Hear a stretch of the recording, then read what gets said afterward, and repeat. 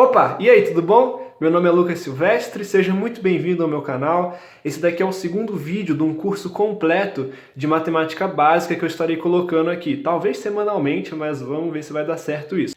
No vídeo de hoje a gente vai falar sobre frações. Eu dividi essa aula em duas partes. Primeiro a gente vai falar sobre os conceitos iniciais de frações, as definições de frações, e depois a gente vai falar sobre as operações de frações. Então bora lá, gente. Primeira coisa que a gente precisa ver é a notação das frações. Notação das frações nada mais é do que a forma como as frações são escritas.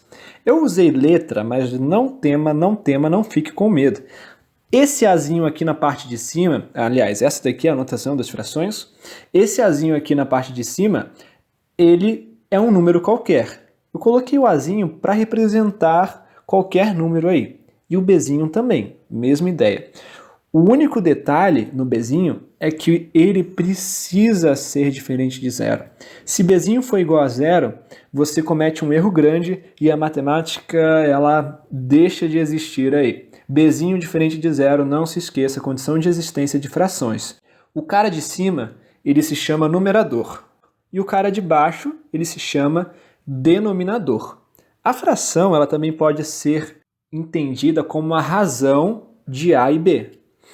A razão de A e B é essa fraçãozinha aí. Quando você vê lá num probleminha razão, nada mais é do que isso. A razão é a divisão de A sobre B ou a fração de A sobre B. Beleza? O numerador aí, ele também pode ser entendido, e já vai ficar claro isso, como parte de um todo. O denominador é o todo, representa o todo, e o numerador a parte. Vou dar alguns exemplos para você entender isso daí. Olha esses exemplos aqui, onde o numerador ele é menor do que o denominador. Vou fazer um traço da fração aqui e outro traço da fração ali. Vou colocar aqui na fração de cima o 1 no numerador e o 2 no denominador. Embaixo vai ser o 3 sobre 4. Como a gente lê essa fração? A de cima, a gente lê como meio. Ela tem um nome especial, é a fração meio. Ou 1 sobre 2. A fração de baixo é 3 quartos. 3 quartos ou 3 sobre 4.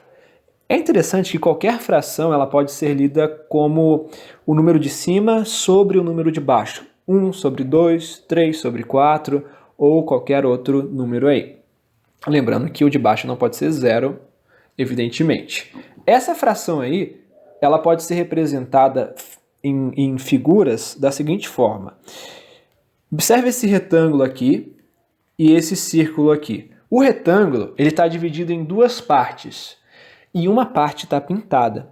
A fração que representa a parte pintada é 1 sobre 2. Por quê? O todo está dividido em duas partes, que é o número de baixo aqui. E a parte pintada é uma só. Então, uma parte do todo, que é 2, está pintada. E como seria a fração que representa a parte que não está pintada? Uma parte do todo não está pintada. Uma parte do todo não está pintada. Vamos tentar fazer isso na fração de baixo. 3 quartos.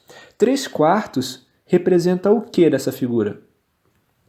As partes da figura que estão pintadas. Tem 4 partes, a figura está dividida em 4 partes iguais, sempre tem que ser igual, sempre igual, sempre igual, sempre igual. E a gente tem 3 partes dessa figura pintada. Então essa fração aqui representa isso. Do todo, que é 4, a gente tem 3 partes pintadas. E a fração que representa a parte que não está pintada é 1 sobre 4, porque a gente tem uma parte do todo que não está pintada. Beleza? Essa é a essência do negócio aí. Vamos trazer isso para alguns probleminhas para você entender de uma forma menos abstrata assim. Então repara só nesse exemplo aqui. Bem simples, mas vai ajudar a gente. Clayton tinha 4 livros. Clayton tinha 4 livros, mas decidiu levar... Eita, que traço grande! Clayton tinha 4 livros, mas decidiu levar somente 2 para a viagem. Ele tinha 4, levou 2. Como que a gente representa, qual é a fração, na verdade, que representa o número de livros que ele levou para a viagem? Primeira coisa, qual é o todo desse problema? Quantos livros ele tem? Qual é o todo de livros? 4, né? Ele tem 4 livros. E quantos livros ele levou para a viagem? 2. 2 livros. Então é 2 sobre 4, ou 2 quartos. Essa fração representa o tanto de livro que ele levou. E qual que é a fração que representa o tanto de livros que ele não levou, que ele deixou em casa? Bom, ele tinha 4 livros. Ele levou 2. Faz no dedo aí. Quantos livros sobraram? 2. 2 livros. Então, 2 sobre 4 também é a fração de livros que ele deixou em casa.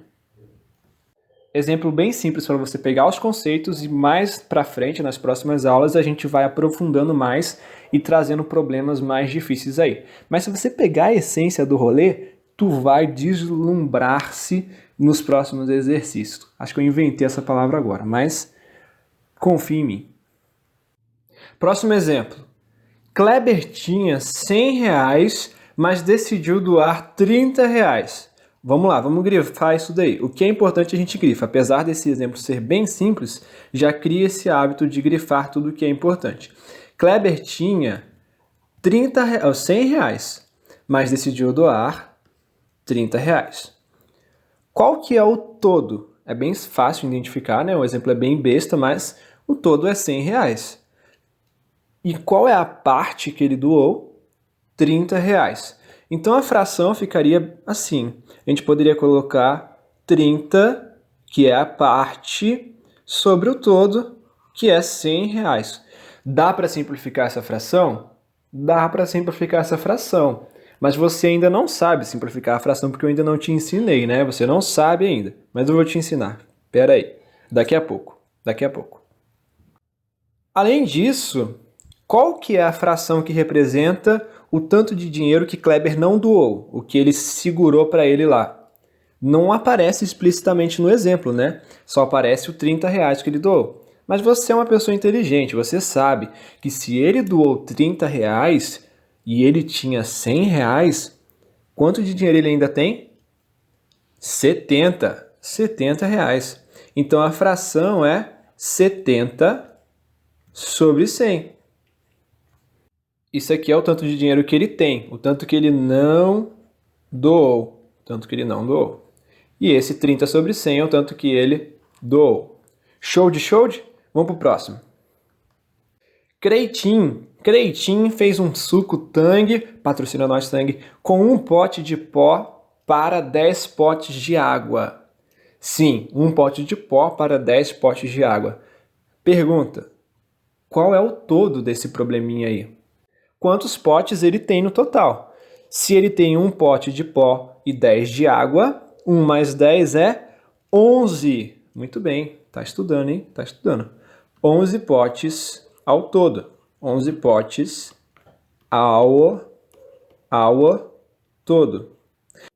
Então a fração para a quantidade de potes com pó de suco Tang vai ser 1 sobre 11. Essa daqui é a fração que representa a quantidade de pó, de potes de pó.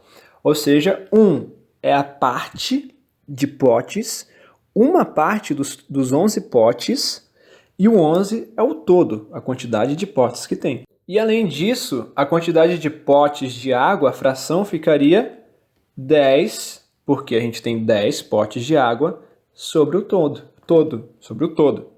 11, que é 11. Isso daqui é a quantidade de potes de água, H2O, que significa água. Beleza? Tranquilo? Sim, eu ouvi você falando tranquilo, hein? Prosseguindo aqui com o conteúdo, a gente vai ver um negócio muito importante das frações, nessa parte introdutória das frações, que são as frações equivalentes. Eu peguei aqui essas 3 frações e coloquei e fiz a representação delas em figuras, com essas 3 figuras aqui, esses 3 retângulos. Aqui na primeira fração, que é a fração 1 sobre 2, ou meio, eu peguei um retângulo grande e dividi ele em 2 partes. O denominador me mostra quantas partes ele está dividido. e pintei uma parte. Essa fração representa a parte pintada do retângulo. E fiz a mesma coisa para os outros retângulos, só que agora eu representei em 4 partes e, por fim, eu representei em 6 partes. Por que essas frações são equivalentes? Pelo seguinte motivo. Você consegue ver que nos 3 exemplos, a metade do retângulo é pintada? É a mesma quantidade, no fim das contas, é a mesma quantidade de espaço ocupado aqui. Nesse primeiro a gente tem metade do retângulo pintado, nesse segundo a gente tem metade do retângulo pintado também, e no terceiro também, apesar deles estarem divididos em pedaços menores. Isso significa que as frações elas são equivalentes. Todas as frações, 1 sobre 2, 2 sobre 4, 3 sobre 6, indicam metade do retângulo pintado. O que isso significa? Se você fizer a divisão, fração também representa uma divisão, 1 dividido por 2 vai dar 0,5. Vai dar 0,5. 2 dividido por 4 vai dar 0,5 também. E 3 dividido por 6 também vai dar 0,5, porque essas frações são equivalentes. Todas as frações equivalentes elas têm um mesmo resultado. Essas duas frações aqui, o 2 quartos e o 3 sextos, eu criei elas a partir dessa fração aqui, 1 sobre 2. Mas como? Como, professor, você fez isso? É simples, mas antes disso, eu vou te mostrar 2 propriedades que vai mudar sua vida por inteiro. Primeira propriedade, olha essa estrelinha, hein? Já mereço o seu like, não mereço não? Like, subscreva-se no meu canal e seja feliz na sua vida. Vamos lá, primeira propriedade. Podemos multiplicar os termos, quem são os termos? O numerador e o denominador, o cara de cima e o cara de baixo, da fração por um mesmo número natural e diferente de zero. Quem são os números naturais? Número natural é muito simples, é o número que você usa para contar. 1, 2, 3, 4, 5, até o infinito. Esses são os números naturais. Então, o que isso significa?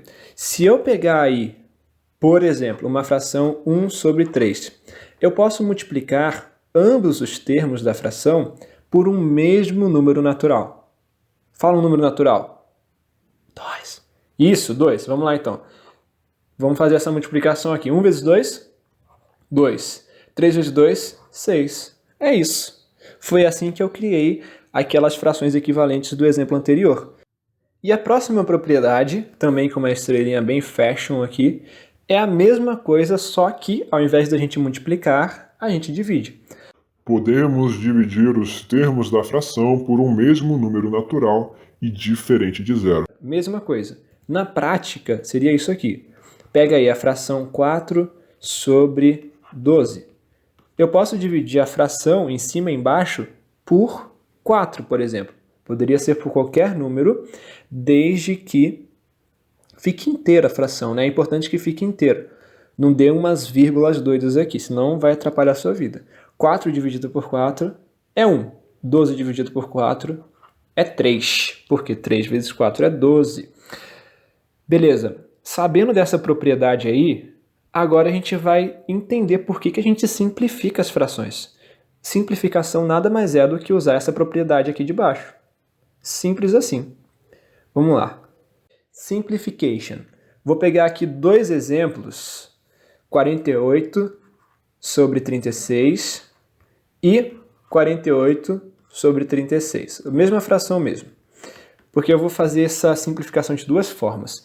E vai ser o seguinte, sempre comece, se você está aprendendo a simplificação, comece pelo número mais baixo. A gente vai tentar transformar essa fração monstruosa aí na menor fração equivalente possível. A gente vai diminuir ela. Então, por exemplo, 48 eu consigo dividir por 2 e 36 eu consigo dividir por 2. Como eu sei disso? Porque todo número par dá para dividir por 2. Tanto é que o 48 e o 36, eles estão na tabuada do 2. 48 é par, 36 é par. Então, 48 dividido por 36, 48 dividido por 2 vai ser 24. 36 dividido por 2 é 18. Entendeu? Continua. Dá para simplificar mais? Essa perguntinha que você faz. Dá. Ambos são pares, os dois números são pares, então a gente divide ambos por 2. 24 dividido por 2, 12. 18 dividido por 2, 9. 12 e 9, dá para dividir por 2? Não, 9 é ímpar. E por 3, dá para dividir por 3? Dá para dividir por 3, porque o 12 está na tabuada do 3 e o 9 também está na tabuada do 3. 12 dividido por 3, 4.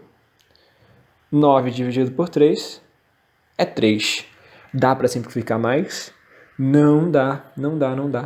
Porque não tem mais nenhum número que divida o 4 e divida o 3 ao mesmo tempo. Então essa fraçãozinha aqui, ela é chamada de fração irredutível. Por que irredutível? Porque ela não se reduz mais. Irredutível.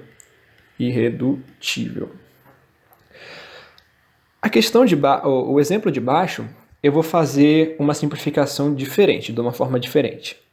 Ao invés de fazer parte por parte, eu vou fazer de uma vez só. E como a gente faz isso? Usando o MDC. Sabe o que é o MDC? Máximo divisor comum. Ou, em outras palavras, usando para simplificar aqui os dois números, o maior número que divide 48 e 36 ao mesmo tempo. E o MDC de 48 e 36 é 12. É igual a 12. Em outra aula eu vou ensinar a fazer esse cálculo aqui, como encontrar o MDC. Mas por enquanto, confie em mim. 48 dividido por 12 e 36 dividido por 12. Tudo que faz em cima, faz embaixo, senão dá pau aí na igualdade. 48 dividido por 12 é 4, que quer dizer 4 aí para quem não sabe. 36 dividido por 12 é 3. Mas olha só onde a gente chegou. A gente chegou no mesmo lugar que o exercício anterior. É isso mesmo, a gente chegou no mesmo lugar ali. Por quê? Porque o 12 é como se fosse um atalho que a gente pega aí em todo esse processo de simplificação. Nossa, então muito mais fácil fazer o MDC aí, né, professor? Depende muito. Faz o que o seu coração mandar.